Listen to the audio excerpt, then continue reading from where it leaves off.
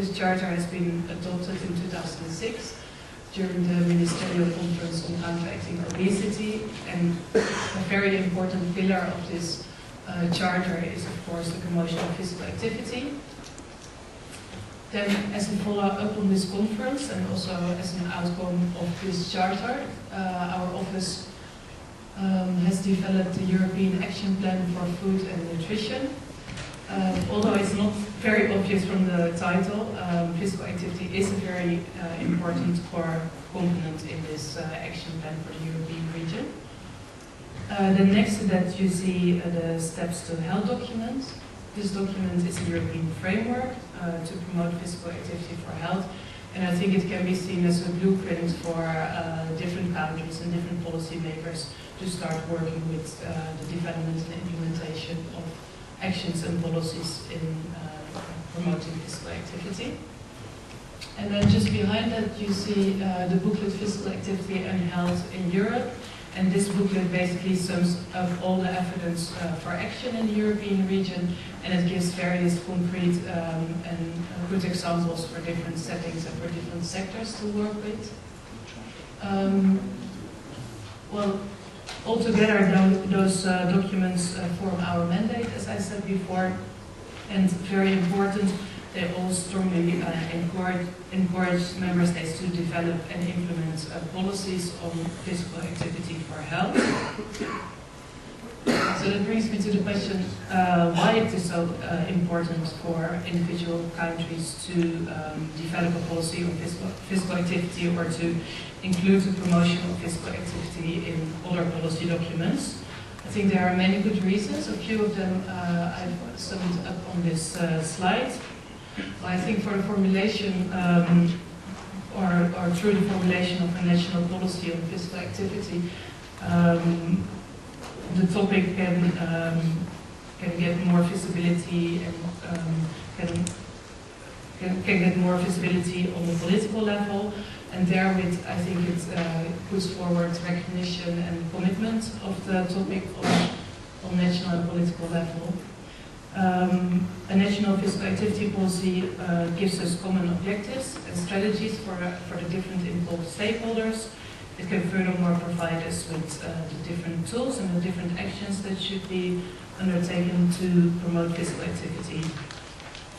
And it gives us clear guidance on the different roles and responsibilities that different stakeholders have in implementing actions on physical activity. And the development of the policy furthermore allows for greater accountability and also for greater allocation of resources. So why is our office monitoring physical activity promotion policies?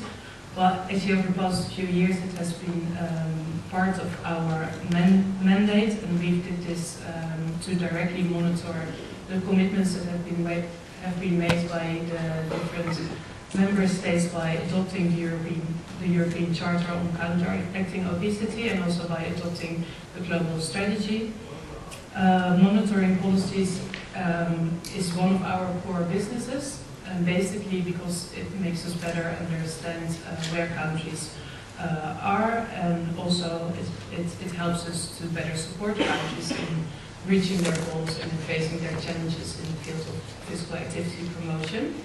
I think another very good argument for monitoring those physical activity promotion policies is to provide countries with an overview and with an insight in what is happening in their region. And I think they can learn a lot from good examples that, for example, come from their neighboring countries.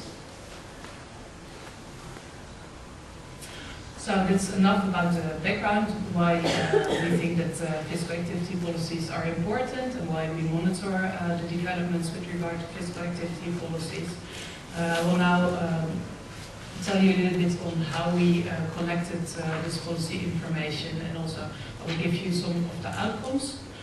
Well, the first collection round of these policy documents has been taking place in 2006. And this was basically in preparation of an online database, including various physical activity promotion documents We used various methods to prepare this database. We did internet searches, we approached our different focal points in the field, and we've made use of existing overviews.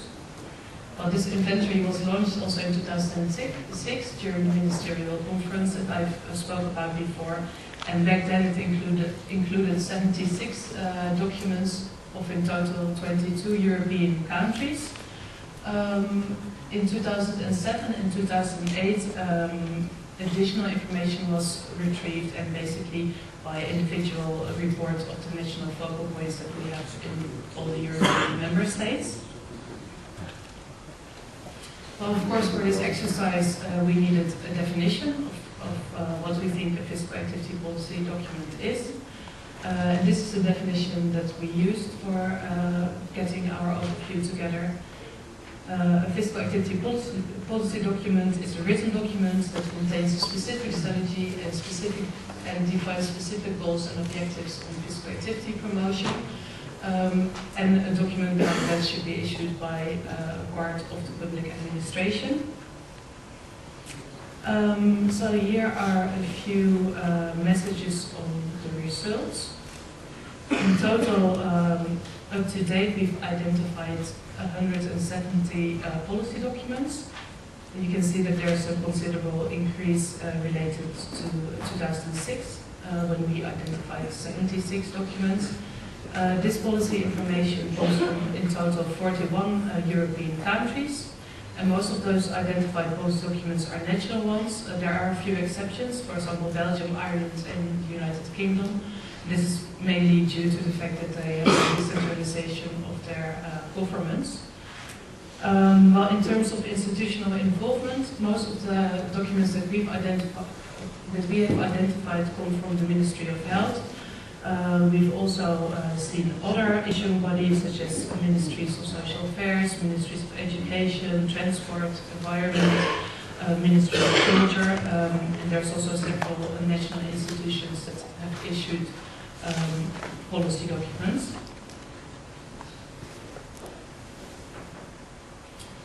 Well, the main focus of these policy documents is in most cases not only health enhancing physical activity, but also nutrition, obesity, cardiovascular disease prevention, public health, sustainable development, or environmental health.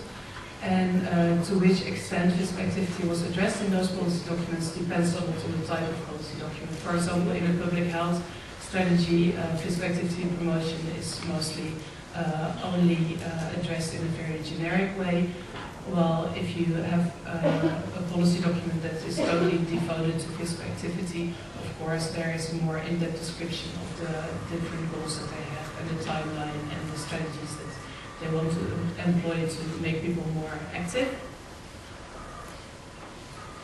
Well, we know that there are different key sectors involved in the promotion of physical activity.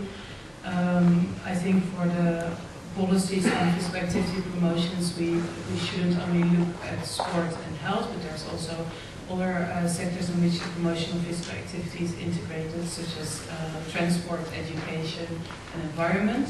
And in this table, I basically gave an overview of the amount of documents that we've identified for the different sectors. For example, for the public health sector, we've identified in total 88 documents, and they come from 36 different European countries. Well, in the next few slides, I will give a few examples of the different policies that we've identified and the different angles that they are developed from. Well, up to date, not in so many countries we have identified policies on physical activity that are really separate, dedicated policies on the promotion of physical activity. So policies that purely focus on physical activity and no other topic. There are a few good examples though, for example for Slovenia and for Norway. Well, in many European countries, policies or the promotion of physical activity goes together or is integrated in a nutrition policy document. Again, on this slide you see a few examples for Luxembourg, for Georgia and for Macedonia. Also in many European countries we see that the promotion of physical activity is integrated in their obesity prevention policies and strategies. This is, for example, the case in Turkey, in Slovakia and in the Netherlands. We also see in the European region that there's quite a few national sport policies that include physical activity for health in their documents. Again, a few examples on this slide. And then we have the transport sector, which is of course also a sector that can promote physical activity. And on this slide you see a couple of examples of active travel policies. This is almost my last slide, and I basically inserted this one to show you that we've not only been looking at the national physical activity promotion policies, but we also monitored specific policy actions in the field of physical activity promotion. Countries were asked during this review to indicate for 18 different policy actions to which extent they've been carrying out actions with regards to these areas. Well, in the figures that you see on this slide, there are a couple of examples of the different policy actions that we've been assessing. Those two figures basically focused on the setting school and on the setting active travel. And for example, they give the number of countries that focus on the promotion of active travel for school children, or the number of countries that undertake action to expand pedestrian zones in cities. And there's many more different policy actions that we try to get information on for the different countries. Well, that brings me to my final slide with a few concluding remarks. I think in conclusion we can say that there's a considerable increase in the number of identified policy documents over the past few years. The ones that we've identified are mainly developed from a public health policy perspective. It seems that other sector approaches are still more rare, but of course the question is whether they are less developed or less reported, because in our search, of course, we are in health organizations, so we took a health approach in our search methods for those documents.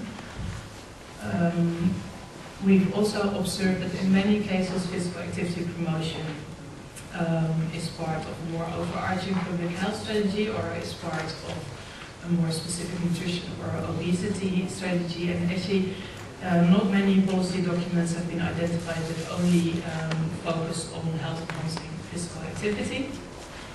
Currently, we are undertaking more in-depth analysis of those policy documents, and this of course means that in the near future we will also have more information on the content of the different policies, for example, the specific targets that they address, the specific goals, whether they look at monitoring and evaluation, and if they say something about the different stakeholders that are involved, and the time frame that is given to implement the policy document.